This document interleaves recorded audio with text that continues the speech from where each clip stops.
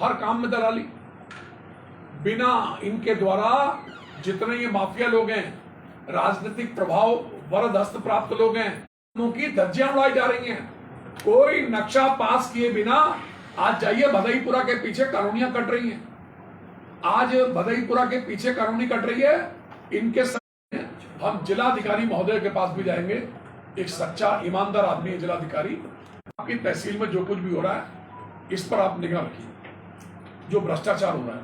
और अगर आप आज हमको ये नहीं कहेंगे कि सिर्फ तहसील में ही बटेंगे तो ठीक है, नहीं तो मैं आपके ऑफिस में यहाँ पर धरने में बैठा हूँ और आपसे हाथ जोड़ के निवेदन कर रहा हूँ कि जो भी चेक तहसील में आए, सरकार की चेक, वो आपकी निगाह में यहाँ बैठे। जिस आदमी को चेक बांटने की लालसा है वो यहाँ पर आए, अपनी सरकार से आदेश कराए और चेक यहाँ बांटे। ठीक है, मुझे अगर आप इस प्रकार का कुछ कहते हैं तब तो ठीक है, तो मैं आपके ऑफिस में आज मैं कोई सरकारी काम में बात नहीं, मैं बिल्कुल नीचे बैठा हूँ। और सुनिए, मुझे ये सवाल चाहिए कि कोई भी नेता के घर पे, किसी नेता के घर पे, किसी नेता के ऑफिस में किसी प्रकार का चेक नहीं बटेगा। जो भी चेक बटेगा तहसील के अंदर बटेगा। मैं सिर्फ इतना निवेदन करके हाथ जोड़ के तहसील के माध्यम से ही बांटा जाता है और अधिकतर प्रकरण ऐसे रहते हैं तहसील में ही बांटता है। और कई बार ऐसा होता है जो जरूरतमंद है, जिसको आवश्यकता होती है जी, उसको सीधे तहसील में आ जाता है तो हम लोग चेक दे देते हैं। नहीं, आप तो ये कहिए जो सरकार के आर्थिक सहायता के चेक हैं वो आपकी उसमें निगरानी में तहसील से बटेंगे, हमारी निगरानी में रहेंगे। नहीं, भविष्य में तहसील से बटेंगे। सरकार जनता के द्वारा हम लोग लगाते हैं, वहाँ पर अगर लाभार्थी आ जाए वहाँ पर हम दे देंगे। गांधी पार्क में अगर जनता दरबार लगता है, माननीय मुख्यमंत्री माननीय मुख्यमंत्री श्री पुष्कर सिंह धामी जी, उनका अगर जनता दरबार लगता है, कई बार लगाते हैं, बहुउद्देशीय शिविर लगाते हैं और बहुत सारे शिविर गांधी पार्क में लगाए हैं आदरणीय मुख्यमंत्री, जो भी मुख्यमंत्री रहे हैं। तो अगर वहां ऐसा होता है और मुख्यमंत्री का आदेश है तो आप चेक वहां से बांटिए, हमें कोई दिक्कत नहीं है। लेकिन कोई नेता अपने ऑफिस पे, अपने घर से अगर चेक बंटवाएगा, हमें आपत्ति। चेक सब जगह से बटे हैं, लेकिन कभी 60% कमीशन आज तक नहीं मांगी गई है। अब तक हमने इस विधानसभा में 33% कमीशन तो सुनी इनके चेलों के द्वारा, लेकिन 60% कमीशन, 60% कमीशन आज तक कभी सुनने को नहीं मिली। मेरा हाथ जोड़ के निवेदन है आदरणीय तहसीलदार साहब, मेरा आपसे एक ही वक्तव्य चाहिए, आप संज्ञान लीजिए और किसी भी रूप में आप ये कहिए कि सरकारी सहायता के सारे चेक तहसील के माध्यम से तहसील में बटेंगे। बिल्कुल तहसील के माध्यम से बांटे जाएंगे। नहीं, अब भविष्य में तहसील में बांटे जाएंगे। थोड़ा सा 250 ठीक हो गया, बस यही मैं आश्वासन चाहता हूँ।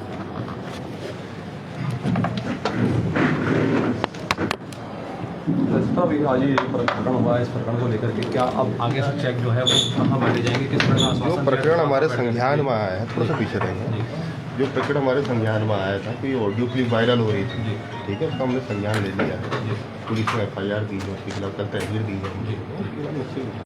और जहाँ तक लाभार्थी को चेक बांटने का सवाल है, लाभार्थी को चेक वो सीधे आकर भी हमारी तहसील से लेते हैं, हमारे राजस्व उपनिरीक्षक, राजस्व निरीक्षकों के माध्यम से बांटे जाते हैं।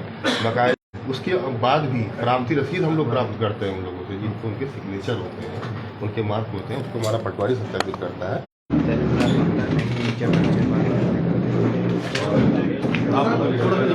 देख सकते हैं मुख्यमंत्री राहत कोष से मिले चेक के बदले रिश्वत मांगने के मामले में,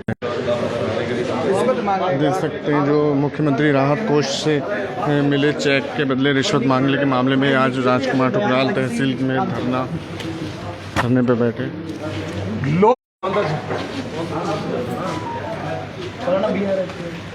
और आप सभी के सामने आदरणीय तहसीलदार साहब टोला जी ने किसी भी व्यक्ति को, जो लाभार्थी है, जो बेचारा 1 महीने से हॉस्पिटल में, गौतम हॉस्पिटल में भर्ती रहा, जिसका नाम भगवान दास है, उसकी पत्नी श्रीमती आशा, जिनके द्वारा माननीय मुख्यमंत्री श्री पुष्कर सिंह धामी जी के दरबार में गुहार लगाई, एप्लीकेशन लगाई, सारे बिल दिए और बिल पर विचार करने के बाद उस महिला को उम्मीद थी कि मेरे पति का लाखों रुपए खर्च हो गया, मैं टुक टुक चला के परिवार पालन पोषण करता है, मात्र 5,000 रुपए आए, जिसको 1 लाख से अधिक की उम्मीद थी। 5,000 रुपए का चेक महोदय को आता है और जितने भी मुख्यमंत्री विवेकाधीन कोष के तहसील के माध्यम से बढ़ते हैं, और आज तहसील जिसके माध्यम से चेक बांटे गए एक नेता के दरवाजे पर, और वहीं से जावेद नाम का व्यक्ति उस चेक को ले गया। कल जब भारी दबाव बनाया और माननीय मुख्यमंत्री श्री पुष्कर सिंह धामी जी ने इसका संज्ञान लिया, तो मुख्यमंत्री के संज्ञान लेने के उपरांत जिला प्रशासन हरकत में आया, जिलाधिकारी महोदय, एसएसपी महोदय, और उनके द्वारा आदेशित करके कल तहसीलदार के सबऑर्डिनेट राजस्व लेखपाल प्रकाश चंद्र आर्य के द्वारा मुकदमा लिखवाकर रात को 1 बजे मिस्टर जावेद की गिरफ्तारी हुई है। समय रहते अगर पहले ये काम हो गए होते और समस्त तहसील कर्मियों को ये निर्देश होते कि ये काम सरकारी पैसा है, 33% कमीशन मांगते थे, शेड्यूल के सारे कामों में 33 पैसे का हिस्सा, और उसके बाद आज ये पहली बार इनके ही आदमी के द्वारा, जो इनका इलेक्ट्रीशियन है, इनके इलेक्ट्रीशियन मिस्टर जावेद के द्वारा आज 60% कमीशन मांगी जा रही है। वो ये भी कहता कि ये भी आपका 20,000 रुपए का चेक और आएगा, उसमें आपसे कोई पैसा नहीं लेंगे, लेकिन आज ये 3,000 रुपए चाहिए। ये गरीब व्यक्ति जिसके पैर लाचार, इसका पैर देखिए आप, ये बेचारा 1 महीना भर्ती रहा वहां गौतम हॉस्पिटल में। मेरे को विनम्रता पूर्वक आग्रह किया कि डॉक्टर साहब बहुत गरीब आदमी है, तो डॉक्टर साहब ने 10 या 15,000 रुपए कितने कम किए?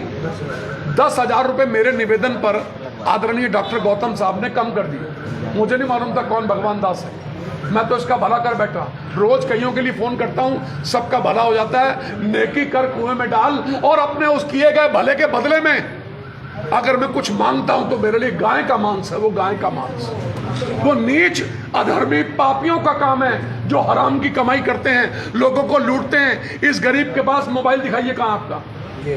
मेरा मोबाइल कहां है? ये मोबाइल है, ये गरीब का मोबाइल है साहब। इस गरीब का नाम भगवान दास है।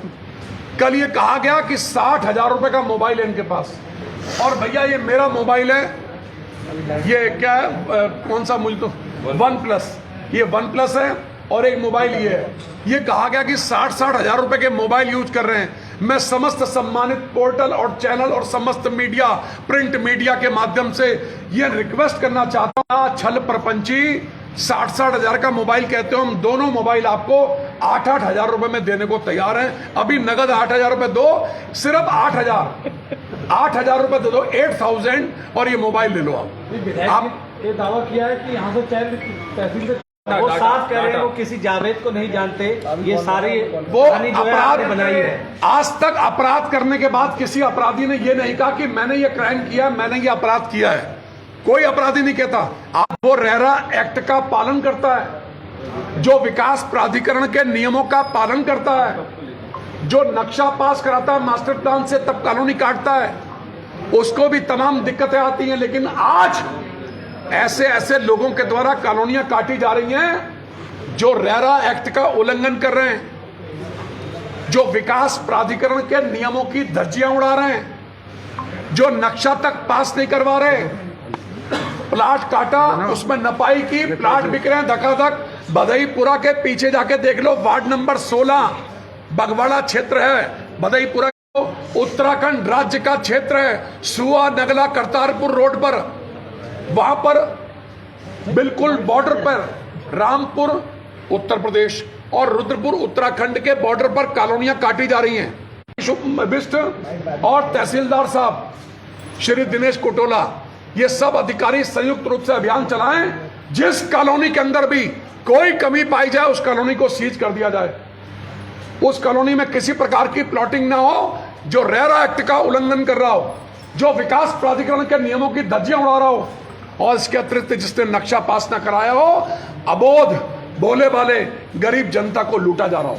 ऐसी कई कॉलोनियों पर एक्शन लिया गया है, और जिन लोगों ने पैसा देकर प्लॉट कॉलोनियां, लेकिन नियमों का पालन करें, डट के पैसा कमाएं, हमारे पेट में कोई दर्द नहीं हो रहा। आज अनेक कॉलोनियों में गरीबों ने पैसा लगाया, अनेक सरकारी कर्मचारियों को जानता हूं, बिना जो कॉलोनियां काटी हैं, आज लोग पैसा वापस लेने को तरस रहे हैं। ठुकराल जी, कल आप पे एक आरोप और लगाया भरतपुर कोलडिया में जो लोग उजाड़े गए हैं, उस कॉलोनाइजर से आपने 50 लाख रुपए लिए। जरा मुझे कोई इसका आइडिया दे दो भैया, कोई एक फोटो दिखा दो, कोई सबूत दे दो। मैं आज ही राजनीतिक जीवन से संन्यास लेता हूं, लेकिन वो भी मंदिर में बालाजी महाराज के सामने बैठ के कसम खा जाए कि उन्होंने कुछ नहीं लिया, तो मैं दूध का दूध पानी का पानी हो जाएगा। आए मेरे साथ। बता रहा हूं, जिस व्यक्ति का राजनीतिक जीवन 44 साल का हो, 1982 से लेकर आज तक 43 साल में 1 रुपए का पापी नहीं हूं। पापी होता तो मेरे कपड़े तार तार होते, मेरे दम। ईडी की टीम बुलाओ, मेरी भी जांच कर लो और विधायक जी की भी जांच कर लो, दूध का दूध पानी का पानी हो जाएगा। मुझे इन्हीं की टीम पर विश्वास है। आपकी सत्ता है, आप सत्ता के दम पर कूद रहे हैं, लेकिन हम लोग ईमानदार, डरने वाले लोग नहीं हैं। हम मुकाबला करेंगे ऐसे लोगों का जो जनता को ठग रहे हैं। एक नहीं, 50 कारण बता चुका हूं जहां से पैसे की लूटपाट हुई है पिछले 2.5 साल में। और ये जावेद भाई साहब इनके बिजली का काम करता है विधायक जी के। भाई साहब, आपकी प्रेस मैंने कहा ना, बिजली का काम करता है, इलेक्ट्रीशियन है इनका। पूरे ये वही जावेद है, जावेद नहीं किया है। फर्जी एसओजी, नहीं, बहुत टाइम से ये वही जावेद है जिसने रामपुरा में बार काट। आपको साबित करने के लिए उन्होंने आपकी बात प्रेस कॉन्फ्रेंस की। नहीं, प्रेस कॉन्फ्रेंस तो उन्होंने एक अपना बचाव करते हुए की, अपना बचाव करते हुए की, जो मैंने एलिगेशन लगाए। मैं तो हाथ कंगन को आरसी क्या, पढ़े लिखे को फारसी क्या। मेरे भाई, ये गरीब बेचारा मौजूद है, उसकी पत्नी मौजूद है, मैं थोड़ी ना कह रहा हूं। अरे आपकी और जावेद की बात हुई है, आपका 33% जो है, जो पहले 33% आपका सिडकुल में हिस्सा बंधा, अरे प्रमाण चाहिए आपको ना। वो ऑडियो सारे electronic portal, channel, print media सबके पास है, जिसमें कहा गया कि विधायक जी का 33% हिस्सा रखा जाए। किसने कहा? इन्हीं के सिपासलार ने, जो पार्टी का जिला उपाध्यक्ष रहा है, जिसका नाम किरण सिंह विर्क है। मिस्टर राजेश गंगवार से बात करते हुए वो ऑडियो आपके पास पहुंचा, और जो कल परसों आपको ऑडियो मिला है जिसमें जावेद और ये भगवान दास है, वो आपको पहुंचे।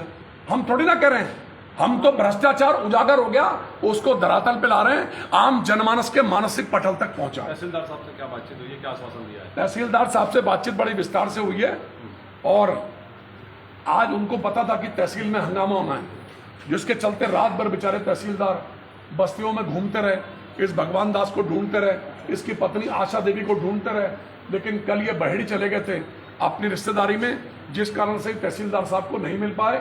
लेकिन फिर तहसीलदार ने, जब माननीय मुख्यमंत्री श्री पुष्कर सिंह धामी जी ने इस मामले का समस्त संज्ञान लिया, और मुख्यमंत्री जी ने तत्काल जिलाधिकारी और एसएसपी को फोन करके इस मामले में एक्शन लेने के लिए कहा।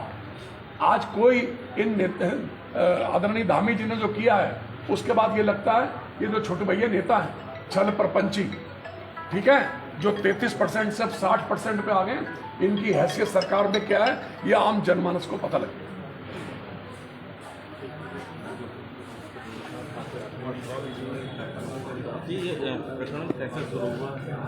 साहब ऐसे हुआ कि मुझे, मेरे ज्ञान में आया कि मैंने एक दिन पहले जाकर पता भी किया था अरोड़ा जी के ऑफिस में।